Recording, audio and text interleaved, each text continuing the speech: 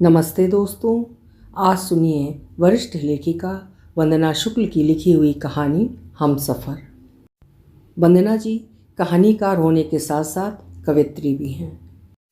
आकाशवाणी से सुगम संगीत एवं साहित्य अर्थात कविता की अप्रूव्ड आर्टिस्ट रही हैं और आकाशवाणी भोपाल से विविध भारती पर कुछ वर्षों तक कैजुअल उद्घोषिका के पद पर भी कार्य किया है। प्रस्तुत है कहानी मेरी ज़बानी। मैं हूँ सीमा सिंह।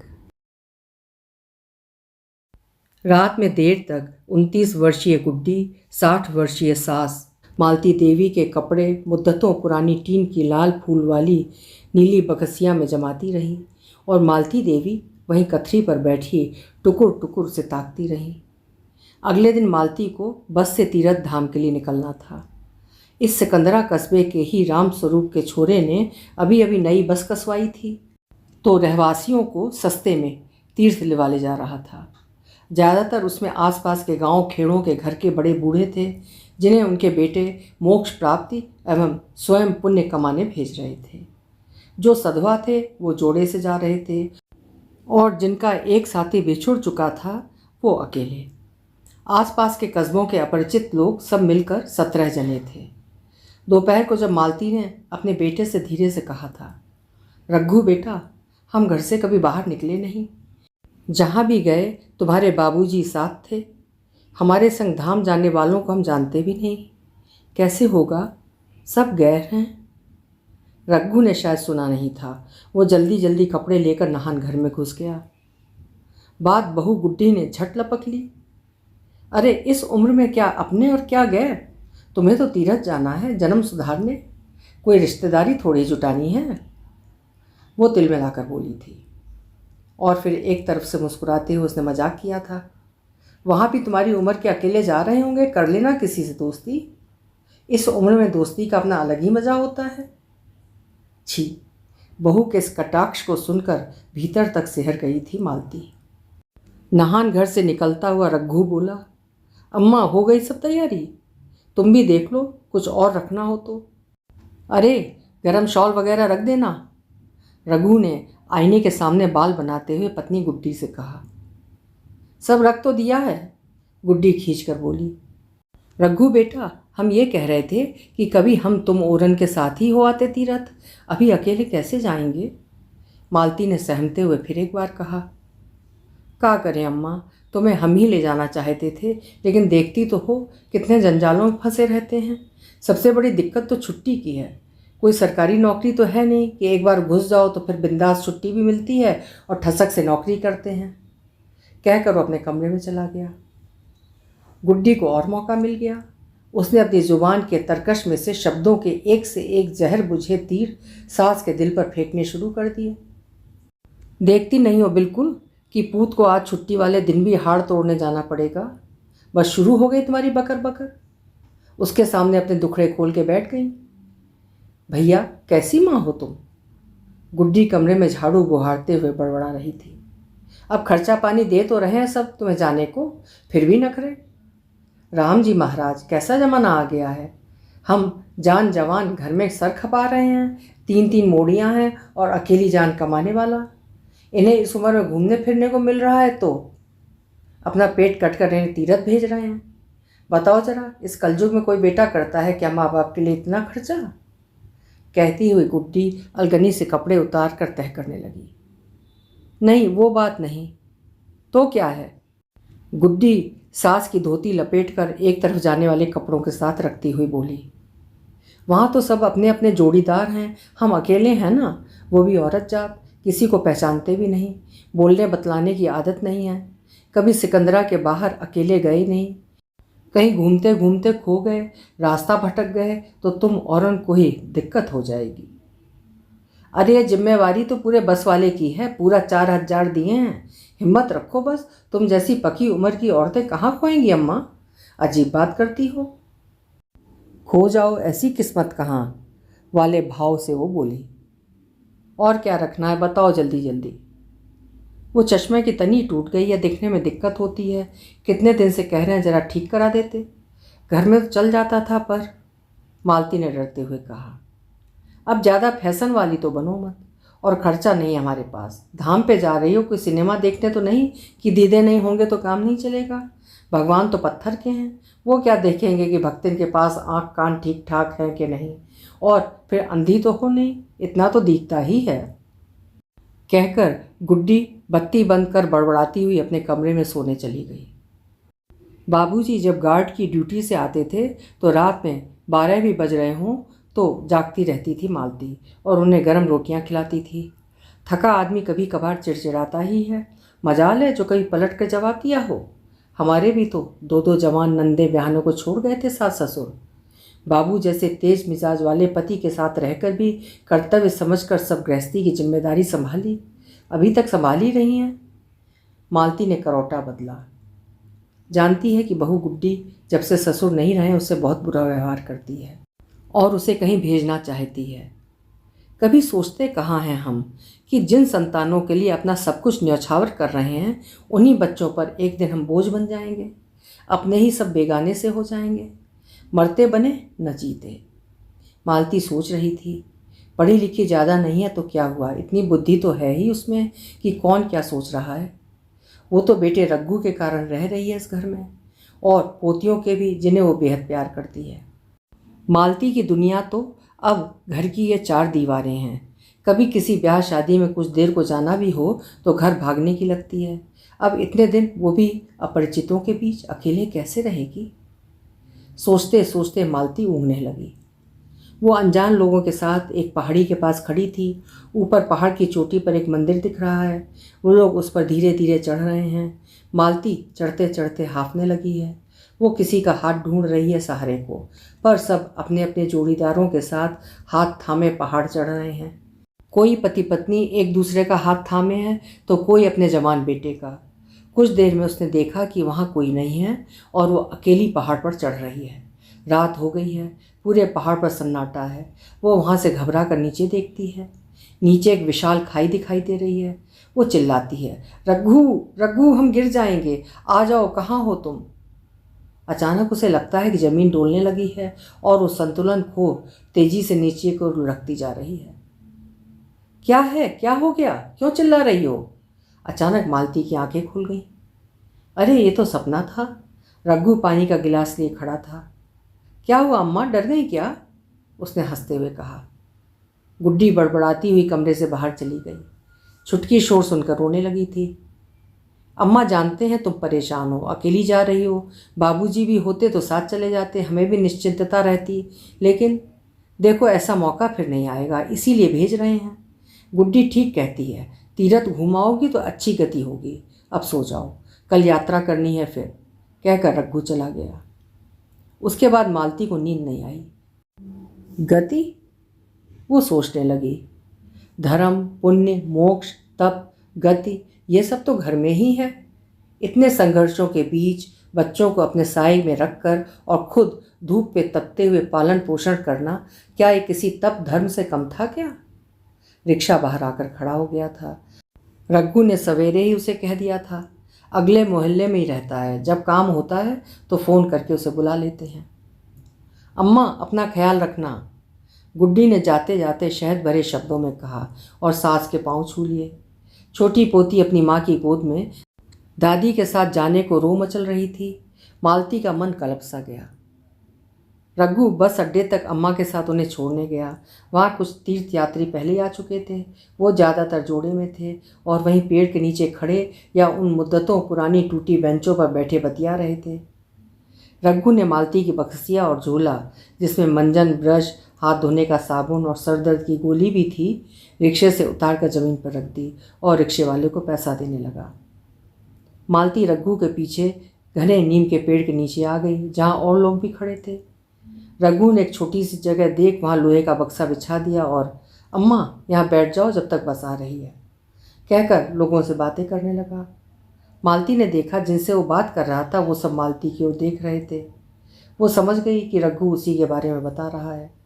उन्हें कह रहा होगा कि अम्मा हैं, अकेली जा रही हैं, कभी अकेली घर से निकली नहीं तो इनका ख्याल रखना। बस सामने ही खड़ी थी, पीली लाल चमचमाती बस। बस के पास खड़े 2-3 युवक खूब उत्साहित हो बस की ओर निहार रहे थे। एक मरियल सा सांवला आदमी हाथ में गेंदे के फूलों की माला एक डंडी में लिए खड़ा था। ला भैया दे दे माला, शिव जी को चढ़ा दूँ, ला ले पैसा, कहकर आदमी बस में चढ़ गया और ड्राइवर की सीट पर बैठकर उसने बस में सामने लगी शिव जी की तस्वीर पर माला चढ़ाकर हाथ जोड़ लिए। हाँ भाइयों बैठ जाओ, सब आ गए? बस मालिक के जवान लड़के ने पूछा, जो अभी अभी बस में चढ़ा था और साथ में ही जाने वाला था। उसके साथ उसी की उम्र के 2 लड़के और थे। रघु, जो अभी कुछ देर पहले कहीं चला गया था, हाथ में 3 संतरे की पॉलीथीन लेकर आया और मालती का बक्सा लेकर बस में चढ़ा। पीछे पीछे मालती बस में चढ़ी। उसकी धड़कनें बढ़ी हुई थीं। यहाँ बैठ जाओ अम्मा, कंडक्टर ने यहीं बैठने को कहा है। रघु ने उसे ड्राइवर के केबिन में बैठने का इशारा करते हुए कहा और उसका सामान वहीं सीट के नीचे खिसका दिया। टिकट वगैरह की चिंता मत करना, कंडक्टर को दे दिए हैं। अच्छा अब चलता हूँ, ड्यूटी पे जाना है, कहकर अम्मा के पैर छूकर वो चला गया। मालती ने सोचा था कि अभी वो रघु से बात करेगी कि अब भी कोई गुंजाइश हो तो उसे वापस घर ले चले, लेकिन बस धीरे धीरे खिसकने लगी। मालती के दिल की धड़कनें बस की रफ्तार के साथ बढ़ने लगीं। उसे लगा जैसे अचानक उसका सब कुछ लुट गया हो और उसे किसी अनजान से जंगल में भेज दिया गया हो। केबिन में जहाँ पहले से ही 3-4 मुस्टंडे बैठे हुए थे, बस के चलते ही केबिन के कांच की खिड़की को लॉक कर दिया गया। अब तो मालती का जी और भी धक। एक तो पूरी बस में उसका कोई संगी साथी नहीं और ऊपर से केबिन में इतने मर्दों के बीच अकेली औरत। उसके दूसरे मन ने उसे बहुतेरा समझाने की कोशिश की कि अरे भगवान, भरी बस में किसकी मजाल जो ऊंच नीच हो जाए, और वैसे भी इतनी बुजुर्ग और गमट्टू औरत को कौन छेड़ेगा, न मुंह में दांत न पेट में आंत। यह दूसरा तर्क मालती को घबराहट कम होने के लिए ज़्यादा मुफीद लगा। लेकिन तभी उसे बहू गुड्डी का कुछ दिन पहले जोर जोर से अखबार में से एक बुजुर्ग औरत को घर में घुसकर बदसलूकी करने और हत्या कर देने की खबर को पढ़कर सुनाने का वाकया याद आया। मालती फिर से हर गई। अम्मा नेक उते सरकियो, अचानक एक मर्दाना आवाज़ से वो चौंकी। एक युवक उसी से सरकने को कह रहा था।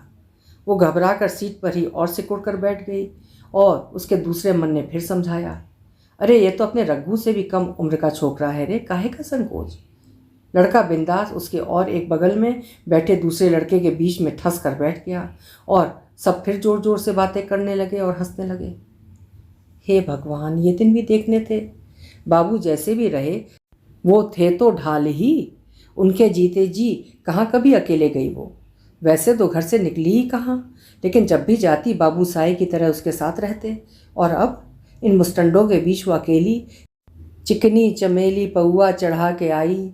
अचानक एक जनानी बेशर्म सी आवाज़ बस के रेडियो में से निकलकर पूरे केबिन में फैल गई। कुछ युवकों के पांव उस पर थिरकने लगे। मस्त फिल्म थी गुरु, देखी थी क्या तूने? पास बैठे लड़के ने कंडक्टर और उसके साथ बैठे लड़के की ओर देखकर कहा। फर्स्ट डे फर्स्ट शो गुरु, अपन नहीं छोड़ते ऐसी, कहकर उसने आंख दबाई। अन्य लड़के हा हा हा हा करके हंसने लगे। मालती ने माथे का पल्लू आंखों तक खींच लिया और केबिन के कांच से यूं ही बाहर की तरफ देखने लगी। कहीं सुना सुना सा लग रहा है ये गाना। मालती को अचानक धुन कुछ पहचानी सी लगी। दिमाग कुछ देर के लिए आसपास की गतिविधियों से हटकर गाने के सुने जाने की शिनाख्त में लग गया। याद आया, अरे ये गाना तो जिज्जी के अज्जू के ब्याह में खूब बजा था। और फिर गाने पर सब जन मानसों के बीच बहू गुड्डी का थिरक थिरक कर लहरा लहरा कर नाचना और कुछ लड़कों का सीटी बजाना याद आया। छी, कितना बुरा लगा था जब बहू सब कुनबे और बाहरी लोगों के आगे ऐसे भद्दे गाने पर ठुमक ठुमक कर नाच रही थी। न पल्लू का होश न खुद का। एक वो है कि जब बहू बनकर आई इस देहरी पर, बाबूजी चले भी गए तो भी इस उम्र में किसी ने उसका सर खुला कभी नहीं देखा, नाचना गाना तो दूर की बात। अचानक एक झटके के साथ बस रुक गई। मालती का मगज दुनिया भर की बातों के बीहड़ में घूमता फिर ठिकाने पर आ गया। उसने देखा कुछ लोग बस से नीचे उतर रहे हैं और कुछ नए बस में चढ़ रहे हैं। अचानक केबिन का दरवाज़ा कंडक्टर ने खोल दिया और वो सब मुस्टंडे उछल उछल कर नीचे उतरने लगे। मालती की सीट भी खाली हो गई। वो जरा और फैल कर बैठ गई और सुस्ताने लगी। चमेली भी जाने कहाँ गायब हो गई। रेडियो फिर चुप होके बैठ गया था।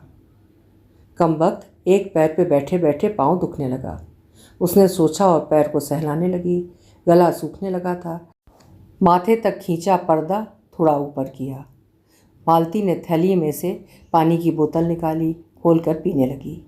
पीते हुए रुकी हुई बस की खिड़की के बाहर लंगड़े चश्मे की तनी को हाथ से थामे देखने लगी। लड़के जो कुछ देर पहले केबिन में बैठे थे अब बाहर मटर गश्ती कर रहे थे। कोई सिगरेट पी रहा था, कोई गुटखा खरीद कर खा रहा था या किसी लड़की को देखकर छींटे कस रहा था। सब मस्ती के मूड में थे। हे भगवान, जाने कब आएगा तीरथ, मालती सोच रही थी। चश्मे की डंडी जब से टूटी है कितना धुंधला गई है दुनिया। अम्मा, अब तू बैठ जा, सीटें खाली हो गई हैं। अचानक आवाज़ से वो चौंकी। ये वही बस कंडक्टर की आवाज़ थी जिसे रघु उसकी जिम्मेदारी सौंप कर गया था और जो अब बस के बाहर खड़ा हो खिड़की में से झांक कर उससे सीट पर बैठने को कह रहा था। मालती ने एक बार बस में देखा और सीट के नीचे से अपना सामान निकालने लगी। कितनी आंखें फैला ली थी उसने, तो भी दिखाई नहीं दे रहा था। जैसे तैसे उसने अटैची खींची, थैली को कंधे पर लटकाया, चश्मे की साबुत तनी को पकड़कर सीट के नीचे झुककर छूटा तो नहीं सामान, एक बार देखा और केबिन की खुली खिड़की में से पैर उठाकर बस में आ गई। कहाँ है खाली सीट, उसे चारों ओर देखते हुए सोचा।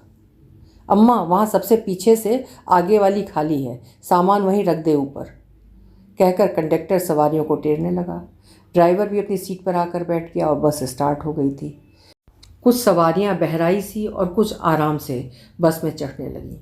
बहराई सवारियां मालती को धकेलते हुए अपनी सीट पर जाकर बैठने लगीं। वो हिचकोले खाती, कभी इधर कभी उधर, पल्लू बार बार सर से सरक जाता। बेटा, ये सामान ऊपर रख दो हमारा, मालती ने एक दुबले पतले से सहयात्री से कहा। उसने सामान ऊपर रख दिया। मालती को समझ में नहीं आया कि वो उस लड़के का अभिवादन कैसे करे। आजकल अंग्रेजी में कुछ कहते तो हैं। गुड्डी को कहते सुना है उसने, जब छुटकी को स्कूटर पर अपनी लड़की के साथ बिठाकर उसका पड़ोसी राकेश लाता है। जब तक मालती कुछ सोच पाती, यात्री अपनी जगह पर जाकर बैठ गया था। बस चलने लगी थी और 2 जनों की सीट पर मालती अकेली बैठ गई थी। उसे राहत मिली।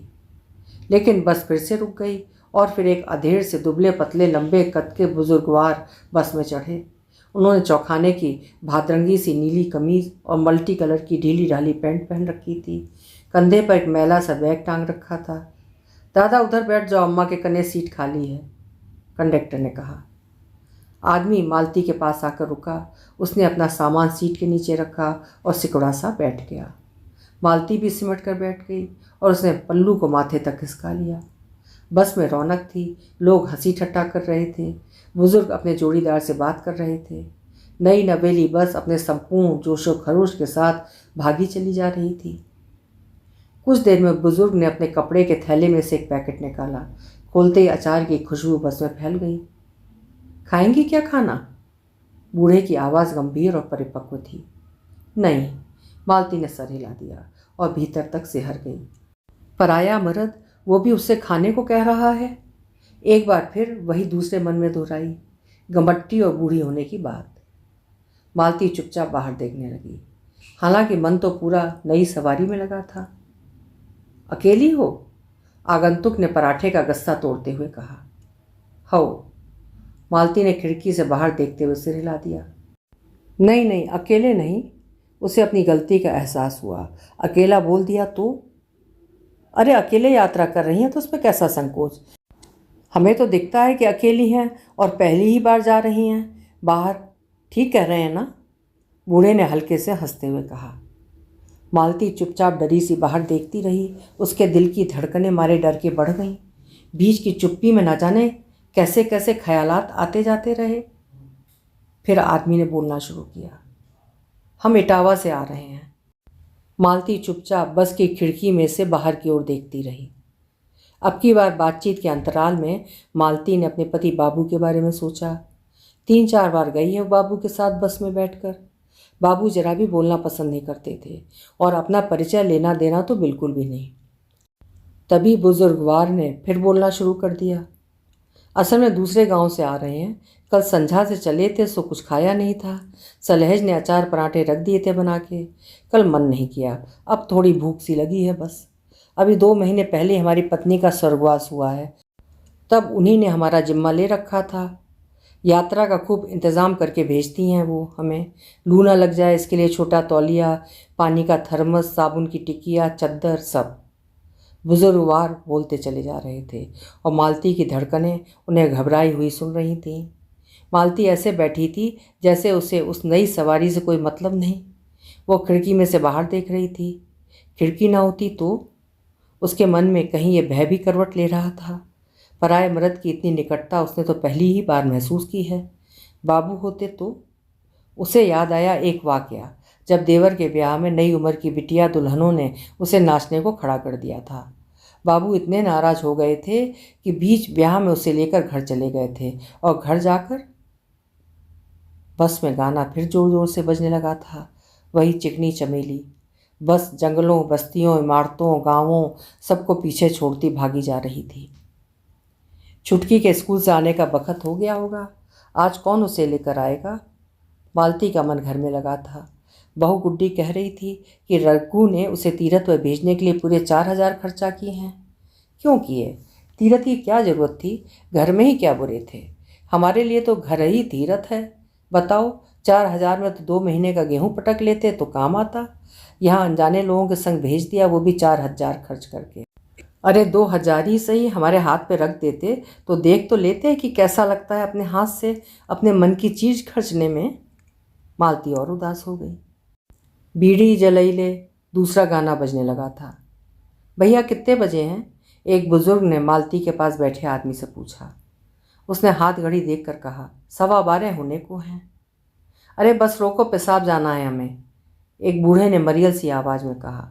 बस वाले ने शायद सुना नहीं, बस यूं ही बहराई सी भागी जा रही थी, ऊपर से कान फोड़ू गाना। मालती के बगल में बैठे बुजुर्गवार उठे और केबिन के निकट जाकर उन्होंने कांच को खटखटाकर इशारे से बस रोकने को कहा। बस ची करती रुक गई। जाना तो हमें भी है बाथरूम, पर अकेले, वो भी सामान बस में छोड़कर कैसे जाएं? अभी मालती सोच ही रही थी कि बगल में बैठे बुजुर्ग ने कहा, तुम्हें जाना है क्या बाथरूम? उसने संकोच में हाँ में सर हिलाया। जाओ तो हो आओ, लेकिन चश्मा तो टूटा है, कहीं बाथरूम में फिसल गई तो, और मुसीबत, कोई है भी नहीं साथ, और देरी हो गई निकलने में और बस छूट गई तो। मालती सोचकर सिहर गई। नहीं नहीं ठीक है बस, उसने कहा। अरे सामान उमान हम देख लेंगे तुम्हारा भाई, जाओ हो आओ, फिर न जाने कहाँ रुकेगी। बूढ़े ने फिर कहा। अब चश्मे की बात कैसे बताए? मालती मन ही मन सोच रही थी। नीचे जाने में डर रही हो? आदमी हंसते हुए बोला। चलो हम चले चलते हैं, कहकर वो उठ खड़ा हुआ। देखो बाथरूम रोकना नहीं चाहिए, गुर्दे खराब हो जाते हैं, आओ चलो। मालती यंत्रवत सी उसके पीछे पीछे चल दी। उसने घूंघट थोड़ा और आगे को खींच लिया और धीरे से सफाई दी। असल में हमारा चश्मा टूट गया है। बस की सीढ़ियाँ कुछ ऊंची थीं। मालती वहीं खड़ी रह गई। बूढ़ा समझ गया। वो बस से नीचे उतर आया और अपना हाथ मालती की तरफ बढ़ाकर बोला, आ जाओ, पकड़ लो हाथ, गिरोगी नहीं। किसी गैर मर्द का हाथ? नहीं नहीं, ये नहीं हो सकता। मालती कांप सी गई। हम उतर जाएंगे धीरे धीरे, कहकर मालती उतरने लगी, लेकिन लड़खड़ा गई। बूढ़े ने हाथ पकड़कर उसे उतारा। केबिन में बैठे वो छोकरे उन्हें देख रहे थे। मालती सकपका गई। बस बस अब हम चले जाएंगे, कहकर मालती ने झटके से हाथ खींच लिया। देखो वो महिलाएं जा रही हैं ना, वो बस वही है बाथरूम, चले जाओ, कहकर बुजुर्ग पास की दुकान पर चला गया। मालती जब बाथरूम से लौटी तो एक जैसी बसों को कतार में खड़ी देख डर गई। अरे कौन सी बस थी उसकी? वो घबरा कर देखने लगी। तभी एक बस वहाँ से चल दी। मालती घबरा कर चीखी, अरे भैया हम बच्चे हैं, हमें भी ले चलो। तभी बूढ़े ने आकर कहा, अरे अपनी बस तो जे खड़ी है, काहे घबरा रही? कहकर वो हंसा। मालती झेंप गई। लो चाय पियो, बूढ़े ने चाय का प्याला मालती को देते हुए कहा। मालती ने मना किया, लेकिन बूढ़ा नहीं माना। अब 5 रुपया खर्चा करके ली है, पी लो, कहकर उसने बहुत आत्मीयता से कप मालती को पकड़ा दिया। चाय पीते हुए मालती को बहू गुड्डी की तीखी आवाज़ याद आई। सुबह चाय पीनी दूभर कर देती है उसका। अरे जल्दी पियो ना चाय, छुटकी की स्कूल की बस छूट जाएगी। डुकरिया को तो बस चाय पीने की पड़ी रहती है। चाय का स्वाद औचक कसैला सा लगा उसे। लाओ हम ले जाते हैं प्याली, कहकर बूढ़े ने उसके हाथ से कप ले लिया और दुकान पर दे आया। आ जाओ बस में, कहकर उसने फिर से मालती का हाथ पकड़ लिया। नहीं नहीं, हम चढ़ जाएंगे, कहकर मालती गोडे पकड़कर धीरे धीरे बस में चढ़ने लगी। बस फिर दौड़ रही थी, घरों, मवेशियों, जंगलों, कस्बों, गांवों को छोड़कर। बूढ़ा फिर मालती के बगल में बैठ गया था।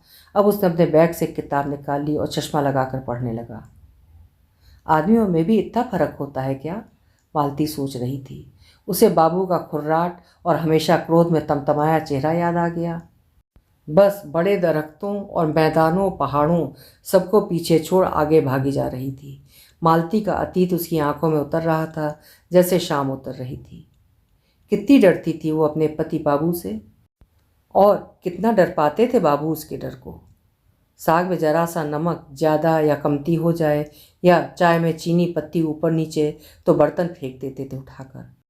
कोई मेहमान, भले ही वो मालती का भाई ही हो, घर आए तो माथे तक घूंघट निकाल कर उससे बात करनी पड़ती थी। पराए मर्दों या मानों के सामने आने में तो साफ मनाही थी। कभी वो रोती तो सास कहती, बामन ठाकुर गुस्सैल ना होगा तो भंगी चमार ना हो जाएगा। यही तो फर्क होता है जात जात का। न मर्द को अपना जात छोड़ना चाहिए, न जनी को अपना लाज। सिर से सरकता पल्लू मालती ने फिर से ठीक कर लिया। अब बस में शांति थी। कोई सो रहा था, कोई बात कर रहा था। बगल में बैठा बुजुर्ग अभी भी किताब पढ़ रहा था, और मालती की यादें बस की रफ्तार का पीछा कर रही थीं। काफ़ी देर तक यूं ही चलता रहा। अचानक एक झटके के साथ बस रुक गई। केबिन में से कंडक्टर बाहर आया और बोला, चलो सब उतर जाओ, खाने का टेम हो गया। चलो भाई, कहकर मालती की बगल में बैठे बुजुर्ग ने जम्हाई ली, चलो खाना खा लें। नहीं, मेरा तो आज उपास है, मालती ने झूठ बोल दिया। अरे तो कब भूखी रहोगी पूरा दिन? तबीयत ना बिगड़ जाएगी? अरे यात्रा वगैरह में तो भगवान भी छूट दे देते हैं, चलो खा लो। नहीं नहीं, हम नहीं खाते, कहकर मालती खिड़की से बाहर झांकने लगी, जैसे बातचीत में गठान लगा दी हो। ठीक है फिर, कहकर बुजुर्गवार बस से उतर गए। ये बूढ़ों काहे इतना मेलजोल बढ़ा रहे हैं? आजकल के ज़माने में तो उम्र का भी कोई लिहाज शर्म नहीं। घरवाली है नहीं, अकेले जा रहे तीरथ पर, राम राम। अब वो बिल्कुल बात नहीं करेगी उनसे। मालती जरा और खिड़की की तरफ सरक कर बैठ गई। न जाने कब मालती को खिड़की से टिके टिके नींद आ गई। इस छोटी सी नींद के टुकड़े में मालती ने बाबू को गुस्से आते देख लिया। वास्तव में उसकी नींद तो उसी गुस्से से टूटी, वरना तो पिट गई होती सपने में। इतना बड़ा पाप किया था उसने, गैर मर्द की बगल में बैठने का ही नहीं, उसको छूने का भी। ना जाने क्यों उसे लग रहा था जैसे बाबू अदृश्य हो, कहीं से उसे मर्द की बगल में बैठे देख आग बबूला हो रहे हैं। कंडक्टर चिल्लाकर सबको बुला रहा था, चलो भाई, शाम हो रही है, रात होने से पहले अजमेर पहुंचना है।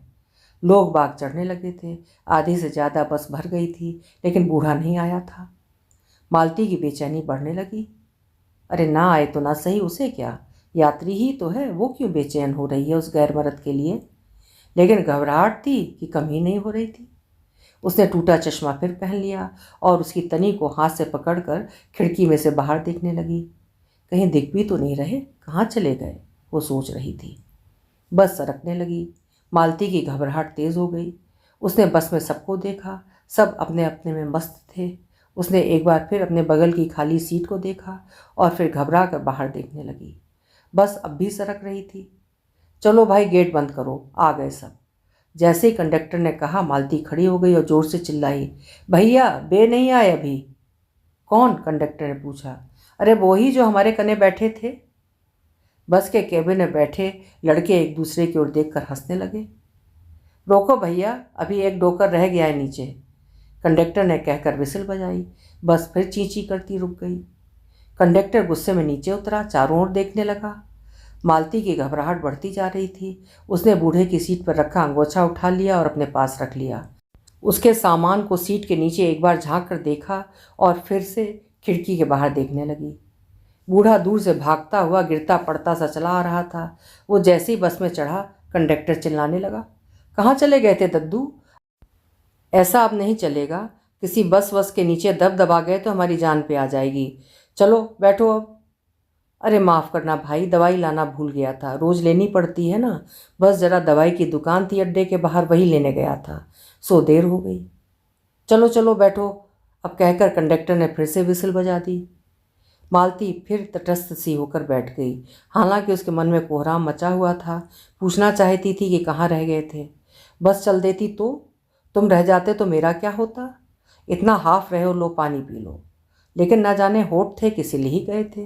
वो बस के बाहर देखती रही। बाबू अब भी अदृश्य गुस्सियाए से उसकी ओर ही देख रहे थे।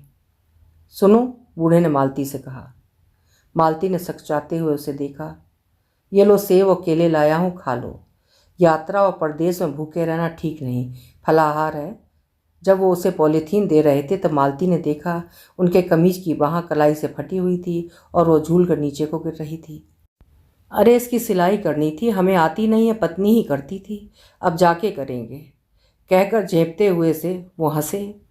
मालती ने संकोच से पॉलीथीन ले ली और एक सेब अपने सहयात्री बूढ़े की ओर बढ़ा दिया। तुम भी ले लो, उसने कहा। नहीं नहीं, तुम खाओ, हम तो अभी नीचे भोजन करके ही आ रहे हैं। ये उन दोनों के बीच पहला सीधा संवाद था। अरे लेकिन, मालती कुछ कहती उससे पहले ही बूढ़े ने बात काटते हुए अधिकार से कहा, खा लो अब, नखरे मत करो। यहाँ कौन है तुम्हारा? तबीयत बिगड़ गई तो लेने के देने पड़ जाएंगे। मालती ने संकोच के साथ सेब खाना शुरू कर दिया। बूढ़ा फिर किताब खोलकर पढ़ने लगा और मालती खिड़की से टिकी ऊँघने लगी। शाम की धुंधलाहट बढ़ती जा रही थी। ठंडक बढ़ गई थी थोड़ी। कोई कंबल उम्बल लाई हो तो निकाल लो। मालती कुछ कह पाती इससे पहले ही वृद्ध ने ऊपर रखे सामान में से वो नीला बक्सा दिखाते हुए कहा, यही है ना तुम्हारा सामान? हाँ, लेकिन उसमें नहीं होगा। ये थैलिया है हमारे कने, इसी में से। ठीक है, निकाल लो फिर, कहकर वृद्ध फिर से अपने सीट पर बैठ गए। मालती ने थैलिया को खोला। कपड़े की चीकट थैली जो कई जगह से उधड़ी हुई थी, उसमें सामान खखोरने लगी। क्या हुआ, नहीं है क्या? वृद्ध ने पूछा। हाँ, शायद बहू रखना भूल गई, मालती ने संकोच से कहा। कोई बात नहीं, हमारे पास है एक, तुम ओढ़ लो। अरे नहीं, हमें बिल्कुल जाड़ा नहीं लग रहा। अरे ले लो ये खेस, अपने बूढ़े हाड़ हैं, ठंड घुस गई तो मुश्किल हो जाएगी, कहकर बूढ़ा हंसा और खेस उसे दे दिया। अब आराम से टिक कर सो लो। हाँ, कहकर मालती खिड़की से टिक गई, लेकिन नींद कहाँ। उसने एक बार बगल में बैठे वृद्ध की ओर देखा। वो चश्मा लगाकर अब भी कोई किताब पढ़ रहे थे। इनका परिवार भी तो होगा, इनके भी तो बहू बेटे या बेटियां होंगी, पूछा ही नहीं। कितनी मूर्ख है वो। उसे लगा बचपन से लेकर अब तक उसे तो ऐसे डराया गया है जैसे मर्द कोई जानवर होते हैं। और वो छोटी थी तो अपने बाप के सामने भी आंखें ऊपर करके बात नहीं कर पाती थी, और शादी के बाद तो गैर मर्दों को तो क्या, अपने बेटे तक को उसके जवान होने के बाद आंख भर नहीं देखा उसने, जबकि बेटा पैदा उसी ने किया। अब बहू का पूरा राज चलता है उस पर। हमें सब कायदे कानून सिखा हमारे माँ बाप चले गए और जोर ज़बरदस्ती से हम पर बंदिश लगा, पति बाबू भी। हम अकेले भी रह सकते हैं, इतनी डरावनी दुनिया में ये कभी ना सोची उन औरन ने। अचानक मालती को जैसे कुछ याद आया। बस अड्डे पर बेटा रघु कुछ संतरे खरीद कर दे गया था जो थैलिया में रखे थे। उसने वो निकाले और 2 संतरे वृद्ध की ओर बढ़ाकर कहा, ये बेटे ने रखे थे हमारे लिए, खा लो। वृद्ध ने कुछ कहना चाहा, लेकिन फिर संतरे ले लिए। तुम भी खा लो, वृद्ध ने कहा।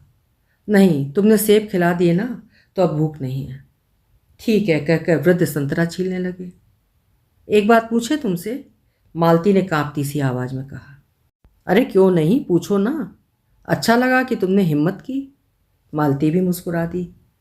तुम्हारे भी पत्नी और बच्चे होंगे, कहाँ रहते हैं वो? वृद्ध कुछ देर चुपचाप संतरे की फांकें अलग करते रहे। हाँ, पत्नी है, नहीं थी। अभी 2 महीने पहले ही उनका देहांत हुआ। बहुत सीधी सरल महिला थी। वो तो घर गृहस्थी में जुटी रहीं। हम सरकारी मास्टर थे, कई गांवों कस्बों में तबादले होते रहे। अभी 6 महीने पहले रिटायर होने के बाद घर आए थे। पिछले 3 वर्षों में अपनी जिम्मेदारियां पूरी कर दिए। एक ठो मकान बना लिए, एक बिटिया है, ब्याह कर दिए, एक बेटा है, उसका विवाह भी हो गया, एक बच्ची भी है उसकी। बेटे के घर जा रहे हैं? नहीं, वहाँ से आ रहे हैं। वो हमारा ही घर है, वो भी अब था हो चुका है, कहकर वृद्ध हंसे। अरे बताओ, इतनी बातें कर ली, लेकिन तुम्हारा नाम तो पूछा ही नहीं हमने। कुछ झेपते हुए मालती कहकर वो खुद ही चौंक सी गई। कितने दिन बाद उसने अपना नाम अपने मुंह से लिया है, वरना वो तो अम्मा, जीजी, चाची, रघु की माँ जैसे संबोधनों को ही अपना नाम समझने लगी थी। कितने टुकड़े जो हो गए थे उसके नाम के। अब जैसे उन टुकड़ों को बटोर कर उसने उन्हें एक करके अपना नाम फिर जोड़ा था, मालती।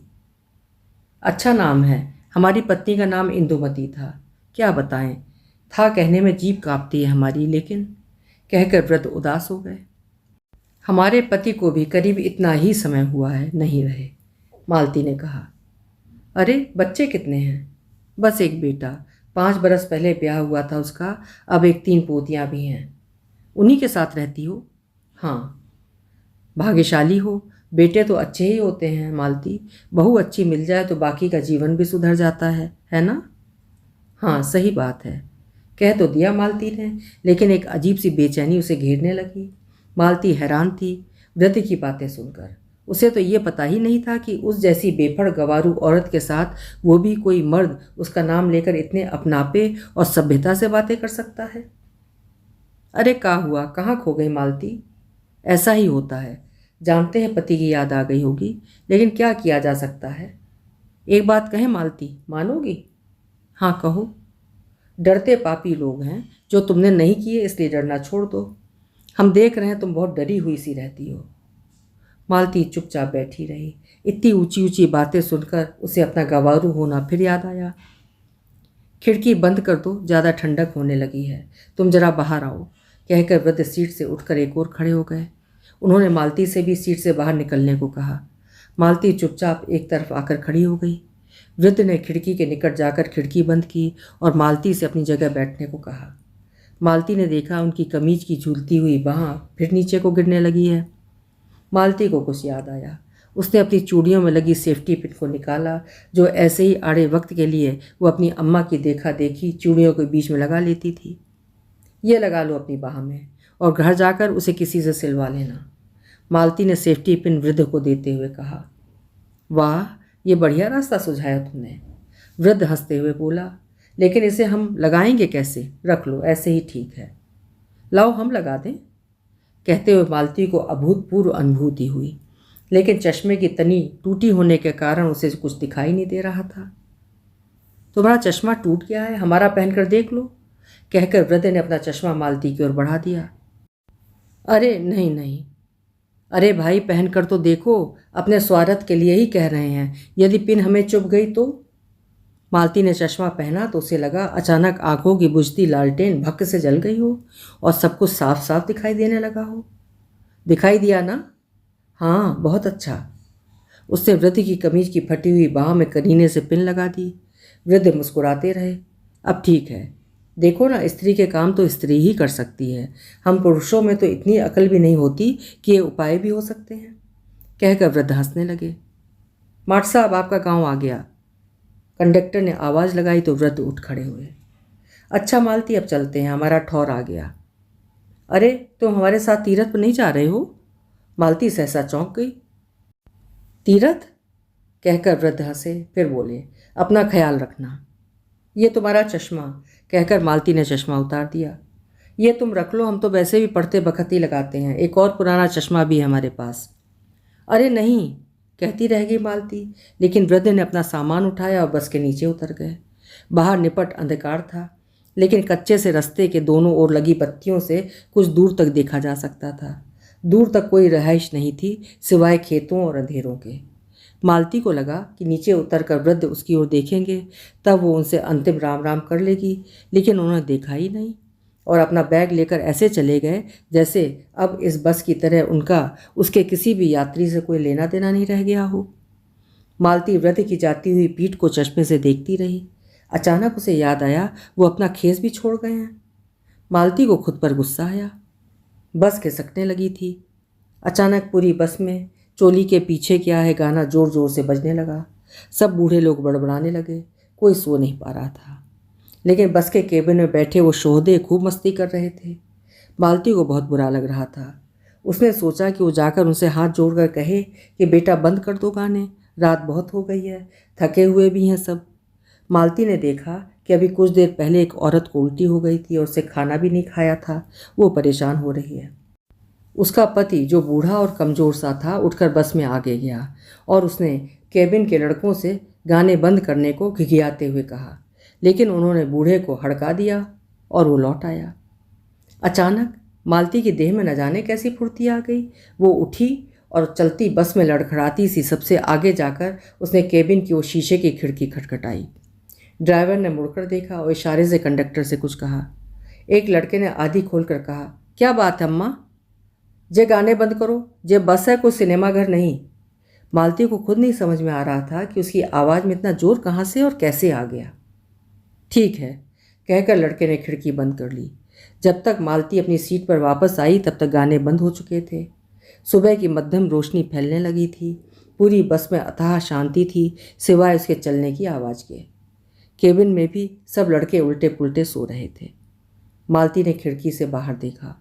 पुराने चश्मे से नई सुबह कितनी सुंदर और साफ लग रही थी।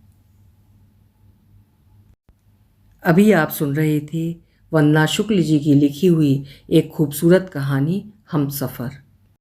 कहानी का विषय थोड़ा अलग हटकर था। वृद्धावस्था और अकेलेपन की समस्याओं को दर्शाती ये कहानी अपने अंदर के डर पर विजय प्राप्त करती हुई महिला की कहानी थी। उम्मीद है कहानी आपको भी पसंद आई होगी। कल फिर मिलेंगे। हिंदी साहित्य की उत्कृष्ट कहानियाँ सुनते रहने के लिए मेरे चैनल्स को सब्सक्राइब करना ना भूलिएगा। लाइक भी करिएगा और शेयर भी करिएगा। बहुत बहुत धन्यवाद।